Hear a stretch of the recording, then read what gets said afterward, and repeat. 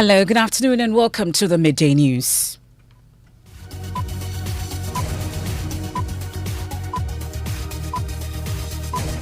The news is live on Joy 99.7 FM here in Accra. In Kumasi, we are on Love 99.5 FM affiliates across Ghana's 16 regions. We are on Kekeli Radio in Ho, A1 Radio in Dreams FM in Bogatanga. We are on Radio Y in Wa, Ganga FM in Jirapa. We are on Twitter Spaces. We are on Facebook. We are on myjoyonline.com. The Midday News is sponsored by Duraplus Ghana Limited, producers of quality PVC pipes and water tank. Where Duraplus goes, water flows. This afternoon, government has 48 hours to avert a possible doomsday, as independent power producers say the only bait for a back down is payment. What we expect to see is an alert on our account.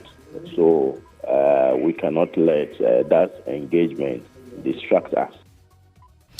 We have an exclusive detail of the memo to its members to switch off the plants if government fails to pay at least 30% of the $1.7 billion owed. We'll also hear from the minority on the Mines and Energy Committee. If there is a need to escalate it to the level of parliamentary leadership with the Speaker, that means that the Finance Minister may be summoned to the floor of Parliament. Also, Asin North MP-elect James Jachikwason submits to court President Akufo-Addo's controversial comment on the likelihood of him ending up in jail and declares he's ready to contest the seat as many times as possible. Break us apart. And if they want to go 10 times by election, I'll win 10 times. I can assure you that. No, they're not in for money. They're in for real development. We have details as he insists the order that his case be heard on a day-to-day basis should be set aside. Also, 48 hours after the NPP lost the Asin North elections, the party's general secretary says sympathy for James Jachikwason and inadequate time to market its candidate accounted for the defeat. It was definitely popular too. In terms of reality, in terms of what happened at Asin North, I'll concede that there was an element of sympathy that went to his way. And fix the roads. Before we call off the strike, tanker drivers refused to back down on the action in spite of a meeting with the Roads and Transport Minister. Munya Arishemu said this road has not been abandoned by government. We can't resume work now until a proper work is being done on the road. I'll take you live to the area. We have sports. We'll focus on the Under-23 AFCON ongoing in Morocco, where Ghana's Black Meteors could crash out if they fail to beat Guinea tomorrow. And we'll focus on Agenda 111 as government plans to expand training of health personnel infrastructure and also when completed, as it remains hopeful of commissioning all projects before end of its tenure. So there will be a time that medical students will also be trained in this place. Nurses will also get a place to be trained. All the health workers will get places where they will train, our training facilities. And then we get more people training in these hospitals. That and more in this package. I am Emefa Apawu, and this is your home of independent, fearless, and credible journalism. Please stay on for details.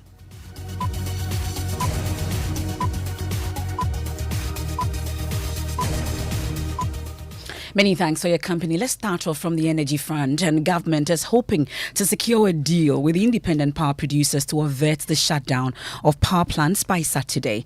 In less than 48 hours, all 9 power plants operated by the independent power producers will be shut down if government fails to pay 30% of a $1.73 billion owed to these power producers. Already, 3 of the IPPs have shut down operations. Information available to Joy News indicates that the government is currently holding a series of meetings with the IPPs to secure a deal with them. We'll get to hear from the chamber shortly, but ahead of these meetings, Joy News has intercepted a directive to all 6 individual members, and my colleague James Aveji joins me in studio with details of that particular memo. What does it say, James? So, Emefa, the memo first saluted the members of the Chamber of IPPs for their unflinching support, adding that it is determined to get a result at all course. And so what they are asking them to do, that as they go into that meeting, they need not accept anything from government except the 30% payment. And we know that this memo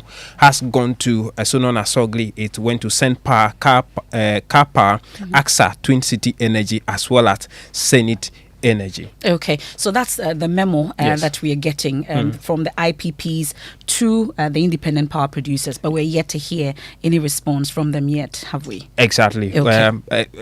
we will get that response from the chamber who is spearheading that meeting for them. And the president of the Independent Power Producers Association or Chamber, Elikplim Afetogbo, says they will only keep their plans on if government pays them. We have not received any offer from the government, or we have not received any offer, or we have not seen any action from ECG as well. So we are constrained. We cannot continue our operation. We know that individually you were supposed to meet government through the finance minister at least by yesterday. Has that meeting happened? What came out of it? That engagement is actually going on, but we are focused. What we expect to see is an alert on our account. So we cannot let that engagement distract us. We are focused. What we are expecting is an alert on our account, actually. That's Elikplim Afetogbo there. Meanwhile, the minority on the Mines and Energy Committee in Parliament says they will not hesitate to hold the Finance Minister before Parliament if government fails to secure a deal with the IPP's John Jinapoy's ranking member. Yeah, the first point will be to call on the Finance Minister to attend before the committee. Following that, if there is a need to escalate it to the level of parliamentary leadership with the Speaker, that means that the Finance Minister may be summoned to the floor of Parliament. But from where we operate, it's obvious that something urgent ought to be done. We are in a very, very difficult, very precarious situation. And if nothing is done as a matter of urgency, we would face some massive blackout that we've never witnessed before. Meanwhile, the Member of Parliament for Anyaso Tuom Dixon Adumakukisi urges government institutions that owe to settle their bills to rake up debt in the energy sector. And I think that institutions that owe should pay up. And we need to run away from the installation where, governmental institutions, and I always say this. Finance Ministry, they can cut them off. Institutions. Right? Yeah. Right? It reminds me of the police station that needs to be cut off. Because there was a point when, I think last year or this year, the Finance Ministry I really think. That's the MP for Anyaso Tuom Dixon Adumakukisi. Break us apart. And if they want to go 10 times by election, I'll win 10 times. I can assure you that. That's the sound of MP-elect James Jachikwesing in the mood at the Law Court complex as some members of the opposition NDC welcomed him. The Assin North MP-elect shortly after declaring that he's ready to contest the seat as many times as necessary, as he insists no legal process will deny him his quest to bring development to his people. Despite recapturing his seat in Parliament, Mr. Kwesing still has a legal hurdle which potentially threatens his freedom to confront. His lawyers informed the court they want the trial to be put on hold as its earlier ruling directing a day-to-day hearing is unlawful. Legal Affairs correspondent Joseph Akable joins us on the phone with more. So Joseph, we know recent comments made by President Akufo-Addo at Assin North has been attached to court documents. Tell us more.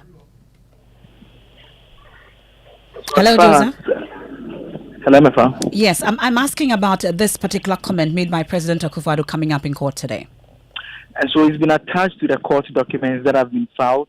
The lawyers of Mr. Kwesing were supposed to move the application for the court to halt its proceedings, in which they would have made reference to those documents and actually urge the court for an opportunity to play them. But all of that did not happen because the court did indicate that it has not even received a full complement of the documents from the registry. And so the AG's office have also indicated that they are opposed to that particular application. So the court adjourned proceedings to July 4 to afford all parties the opportunity to receive the full complement of the necessary documents, after which the legal arguments will take place on that day to decide whether the trial at the High Court should be put on hold or not. Well, Joseph, before we go on, let's listen to the president making that comment. I hear he said even if he's in prison, we'll vote for him. Hey, but if we are going to vote for someone who is going to prison, what benefit will we get? Don't we want someone who can sit with me and decide on how to develop the area?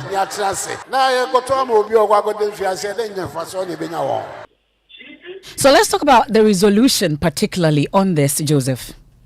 As far as the NDC is concerned, this particular comment and other comments made by the Attorney General, which they had provided to the court previously, show a certain pattern, a trend that the matter is being handled in a manner to ensure the one and only one conclusion will be reached.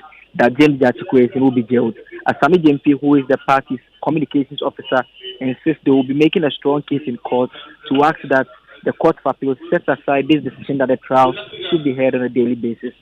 That appeal is challenging the ruling by the trial courts for the matter to be heard on a daily basis and for cross-examination to be done on a daily basis. Lawyers for Honorable Kwesin have cited many glaring errors of law which were committed by the trial judge in that ruling, and how these errors of law violates Honorable Kwesin's right to a fair trial. And so that appeal is pending in the Court of Appeal, and today we're hoping that lawyers would have gotten the opportunity to move the application for stay of proceedings, but due to a few challenges, the affidavit in opposition to that application not being served on lawyers for Honorable Kwesin and not being on the file of the trial judge, the matter has been adjourned to Tuesday, the 4th of July. Well, Joseph, Mr. Kwesin himself has been speaking to you. What has he been saying? As far as he's concerned, he's determined to take his seat as a member of parliament and ensure that his people get development, and that no matter the number of times that a by-election is organized, he's going to emerge victorious. Break us apart. And if they want to go 10 times by-election, I'll win 10 times. I can assure you that. No, they're not in for money. They're in for real development. They want their lives fixed. So, for today, all I can say again is I'm the first gentleman of Asin North right now. Thank you. That's the MP-elect for Asin North, James Jachikwesin. Well, 48 hours after he won the seat by over 17,000 votes, the governing NPP says sympathy may have played a role in his electoral victory. General Secretary of the NPP, Justin Frimpong Kodia, tells Joy News the party did not have enough time to market its candidate, Charles Opoku. This is someone who won the seat from us in 2020. And until the Supreme Court made a pronouncement that he could not hold himself as a member of parliament, he was a member of parliament for the cause. So he was definitely popular. Two, in terms of reality, in terms of what happened at Asendo, I'll concede that there was an element of sympathy that went to his way. Several propaganda message from the NDC also did a very typical and Asendo. As a party, remember, right after the Kumawu by-elections, we didn't have enough time. We had to go quickly to have our primaries to elect our candidate. And yes, Charles Opoku was elected within the shortest possible time. By the time also against the timelines that he had very short, he couldn't get the time to market himself very well. So it is true that yes, we couldn't market him when the time was very short. Well, that's the General Secretary of the NPP, Justin Frimpong Kodia. Political scientist with the University of Ghana, Professor Ransford Jampu, says the NPP had a wrong strategy going into the by-election. Jachikwesin had been made overly popular by the MPP themselves. And it was also a straightforward matter that the man had courted a lot of sympathy for himself. It is also a straightforward truism that the current economic challenges plaguing Ghanaians were going to shift voting in favor of Jachikwesin. It is also a palpable truism that the people of Asin North are a people who are descendant, and it's an area that is described as cosmopolitan, and they are able to read in between the lines. And so the arrogant display of vote buying was also, in my view, quite insulting to many of them. And they were going to teach those who displayed these tendencies of vote buying. That's Professor Ransford Jampo. Meanwhile, the newly elected member of parliament for the Eastern North constituency will have to wait for at least another day to be sworn in as MPY. My colleague, parliamentary affairs correspondent Kweku Asante, has more. So the expectation was that Mr. Kwesi would have been sworn in this morning. We know he's in court, but apart from that, what have we been able to pick up? Emefa, the only thing standing between Jati Kwesi and taking that oath to become a new MP is the Electoral Commission forwarding his victory instrument to the Speaker of Parliament. That we understand as of this morning, when the other papers were being prepared, had not been made available. And that the expectation now is that by the end of the day, the Electoral Commission is going to forward to the Speaker of Parliament the instrument of election of Jati Kwesi, which will enable the Speaker of Parliament to swear him in tomorrow. And so now the indication is that tomorrow, Jati Kwesi cannot take his seat again in the Chamber of Parliament. And it appears the minority side are still in a jubilant mood. Tell us the mood in the House. Indeed, if you come to the minority side, almost all of them are clad in white. They are wearing white dresses. And I've been asking some of them why they are doing so. They say that they're excited that justice has finally prevailed and Jati Kwesi is coming back. Some MPs actually accompanying him to court today, and they are expected to return. But most NDC MPs who have come to the floor today are wearing white in celebration of that victory last Tuesday. And away from that celebration, though, top of the agenda today, we are told, is the anti-gay bill. Tell us more. Indeed, that is on the other paper now. We do not know if that will come off yet. I haven't seen the committee chairman, Juan Enyimeduentri, and the ranking member on the floor today. But the Speaker's directive from last week was clear that by the end of this week, something should have been done on the bill in terms of the second consideration. So we are waiting. I've also seen Finance Minister Kedo Poyata just walk into the floor. He does not have questions standing in his name today, but last week the Speaker directed that he comes to Parliament together with the Works and Housing Minister to brief MPs on the flooding situation in Accra and how they are going to stop that. And so he has come in. The Works and Housing Minister has yet to arrive, and so we expect that if business is going to proceed, they are going to provide that brief that the Speaker directed them to do so. Parliamentary Affairs correspondent Kweku Asante. Let's leave the confines of Parliament and get ourselves dirty on the road of Tema, because the striking tanker drivers have refused to return to work unless the awful roads leading to their depots are repaired, despite the Minister of Roads and Transportation's plea. The truckers went on strike on Monday, suspending deliveries and threatening the businesses of over 4,000 outlets, with some already reporting shortages. Kwesi Amwakwata, Minister of Roads and Highways, visited with the drivers earlier in Tema, accompanied by the Transport Minister Kweku Furesiama, to promise them that the roads will be their priority and to urge them to resume work. Contractor no is on site, except say Bikafra adwuma no ye slow na enko senia mo pese. There's a contractor on site. The only challenge is that he is slow. But I want to assure you that the road has not been abandoned by government. We will ensure that it is fixed. So munya areshemu say this road has not been abandoned. We'll meet again, and this time invite the contractor so he will tell us when to complete the work.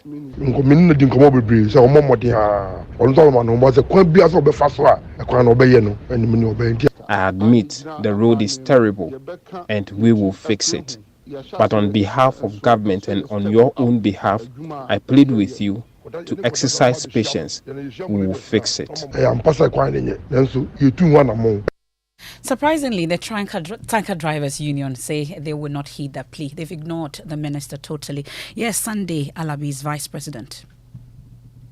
Okay, those are just words. We want to see action on the ground. So we brought him to the side, see exactly what is happening on the side. Then we'll see how best we can fix the road so that we go back to work. Because right now we want to see action on the road, because we'll give them time to fix the road. We can't resume work now until a proper work is being done on the road. Fixing is the same as shipping. Ship it for us, because we talk about the safety aspect of it. The truck coupling the trailer, that's what we are scared of, that the truck may roll over. So we are talking about fixing it in a better shape for us. Finally, before we go, the minister mentioned that there's contractor on this road. Is there a contractor on this road? There's no contractor on this road. We started the strike before they brought the machine 3 days ago to put on the road. Well, let's check in with our correspondent, Elvis Washington. He's been following this for us. You've been monitoring that particular meeting. It's surprising that the union will not heed the plea of the ministers. Yes, sure. I mean, the union is actually not happy with the minister because for them, they are saying that until they see visible action where there are graders, there are some contractors on the road working, they are not going to return to work. But as we speak, the tour has actually come to an end, and then they are locked up. The minister and then the drivers union are actually locked up in a meeting at the office of the drivers union here in Tema. And during the tour of the road, the minister indicated that he is going to immediately set up an ad hoc technical committee which will be made up of tanker drivers union and some engineers from his ministry to ensure that they sit together and then monitor the progress of the road. According to the minister, the road needs urgent attention. He admitted after touring the road that indeed the drivers have a very genuine case and that his ministry will ensure that their demands are met almost. Well, that's Elvis Washington. Appears it's not just the roads that are bad, the network is also bad there. But we'll be connecting with Elvis Washington later. And this is the Midday News here on Joy 99.7 FM here in Accra and Kumasi. We are on Love 99.5 FM affiliates across Ghana's 16 regions. We are on Twitter Spaces, we're on Facebook, we're on myjoyonline.com. And the Midday News is proudly sponsored by Duraplus Ghana Limited, producers of quality PVC pipes and water tank. Where Duraplus goes, water flows, and government has 48 hours to avert a possible doom. So, as IPP say, the only bait for a back down is payment. We've been hearing from Asin North MP-elect James Jachekwesen, who've been submitting to court President Akufo-Addo's controversial comment on the likelihood of him ending up in jail, and declares he's ready to contest the seat as many times as necessary. When we return from the break, we have sports and then government to expand training of health personnel using Agenda 111 infrastructure when completed, as it remains hopeful of commissioning all projects before end of its tenure. So there will be a time that medical students will also be trained in this place. Nurses will also get a place to be trained. All the health workers will get places where they will train, our training facilities, and then we get more people training in these hospitals.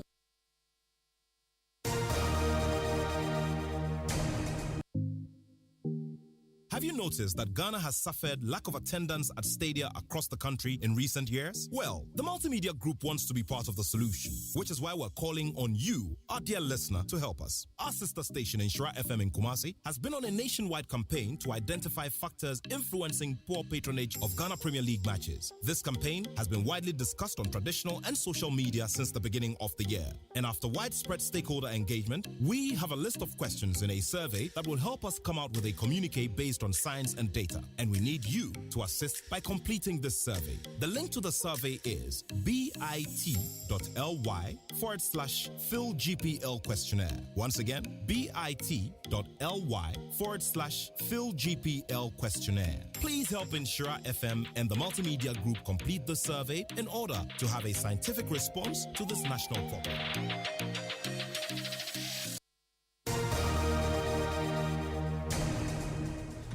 Thank you so much for choosing us. Let's do sports. Danny Cranting is here. Let's go straight into the stories. And Ghana's Black Meteors could crash out of the ongoing Under-23 AFCON if they fail to beat Guinea in tomorrow's final group game. Morocco leads Group A, while Ghana and Guinea are tied on 3 points each. But it's Ghana that needs a win to progress to the next round after a humiliating 5-1 defeat to Morocco. So the calculators are out once again, and they have characterized Ghana's national teams at all levels in recent times. But this was hardly the case back in the day, as Ghana established herself as a powerhouse of football on the continent. So the question is, how did we get here?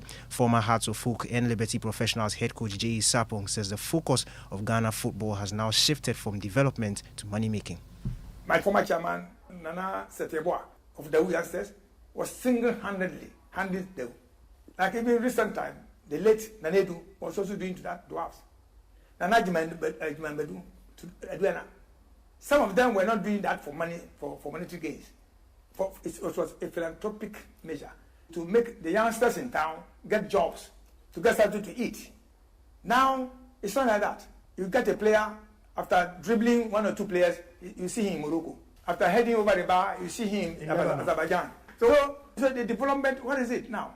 We are not here to develop them. Look at Akakademi. I'm using Akakademi because that's where I have been. Yeah. From Form 1 to Form 5, 5 years, and players will be playing. I mean, they will come to school first year, second year they will continue, third year they will continue. So when they get to Form 4, Form 5, they are up there. So Rome was not built in a day. But here we are, we push people to go. Oh, I've got a team for you. Then the boy's head is swollen.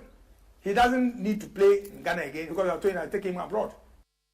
You heard former Hearts of Oak and Liberty Professionals head coach Jay Sapon speaking there. That's all for sports. Back to you, Emefa. Thank you very much, Danny. Now, government has indicated health personnel will soon be trained in the Agenda 111 facilities being completed. Briefing the media on progress of work on its flagship program, Presidential Advisor on Health, Dr. Nsiasare, stated work is vigorously ongoing on each of the sites. There are about 101 district hospitals, 7 regional hospitals. We employ, even a typical district hospital like this, the total number of people that we employ here is more than 100. So if you multiply 100 by this, so they will be reassured. We are even giving employment. This year we have given a financial clearance for people to be employed, and they are going to be employed. So every one of them will get employed. So there will be a time that medical students will also be trained in this place. Nurses will also get a place to be trained. Well, he argues that the claim by the minority that some of the projects have been abandoned is not true. He also mentioned that contractors who are overly delaying work have had their work terminated. Yeah, because they were not performing. So we don't shy away. If you are not performing, we will terminate your contract. So it's a sign to all the other contractors that if you don't perform, we'll terminate it. So far, about 3 or 4 of them have been terminated, and we will do that at any time that we feel fit. We want this project to finish. Well, that's a presidential advisor on health, Dr. Anthony Nsiasare.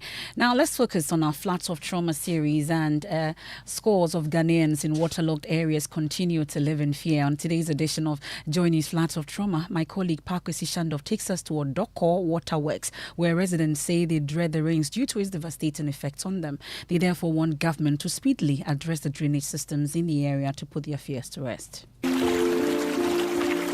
These are not haunted houses, neither are they buildings in rural communities. For the records, they are homes at Odoko, an area in the Blakemore North constituency in the capital, Accra.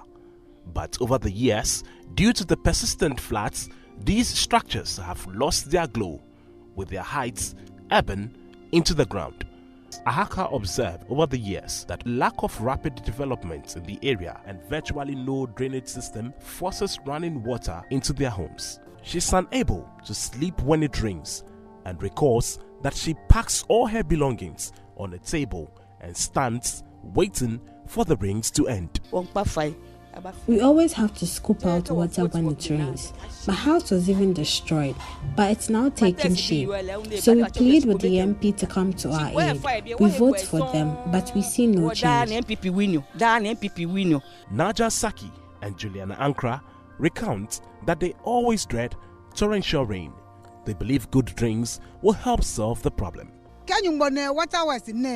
It's a terrible situation when it rains here. Our rooms flood with our gutters getting severely choked. So we plead with the authorities to rush to our aid. The NPP is complacent here because they believe even if they make a dog contest the seat, it will win. So they are not motivated to initiate any development for us. A tour of the area revealed a lack of sufficient drainage facilities in the entire neighborhood. But the Member of Parliament for the area, Sheila Battels, shared a completely different take on the matter. While sympathizing with the plights of her constituents, she however blamed the situation on the indiscriminate disposal of waste in the drains in the neighborhood. All we will do is to encourage the residents of Blakemore North, please don't put rubbish in the drains, because we can't keep desilting, almost every other month. We can only desilt once in a while, and we have done all of the ones that needs to be done to prevent flooding. So we just need you to help us. But so far, I would say that, together with the Assembly, a lot of work has been done, which will ensure that this year we don't experience flooding in Blakemore North. That's our Flats of Trauma. Now let's focus on the National Science and Maths Quiz, and it is least expected that Okomfo Anokye will break his allegiance to the Asante Kingdom in pursuit of his ambitions. But in a surprising turn of events, a school named after the revered fetish priest, Okomfo Anokye Senior High School, have ditched loyalty to the kingdom to boot out Asanteman SHS. Emmanuel Bright Kweku has more. Wonderful Anokye, wonders shall never arise beside the school's name. We fear no foe, described as an Asante battle between them Asanteman or Konfanochi Senior High School, Asaribediako, and then Joabin Senior High School. They have managed to overtake them. When I came for the balloting and I saw that Asanteman and then Joabin featuring Asaribediako, in fact, there is a biological term called loop-doop. So my heart rate was beating loop-doop. When we got the next one and then they clapped their hands for us, I got the confidence that there is hope. So therefore, I thank everyone for trusting me. So overwhelmed, like it's out of imagination. We even didn't think about this victory at all. Prempeh College, the regional championship, we want to be in the same seat with you, and we are coming live and color. And that's it for the Midday News here on Joy 99.7 FM. There's more when you log on to myjoyonline.com. The devil you know is better than the angel you don't know. Played out in a Sin North by-election. That's according to Kobe Mensah. Living Word with Pastor Mensah Otabil is up next. I am Emefa Apawu. Have a good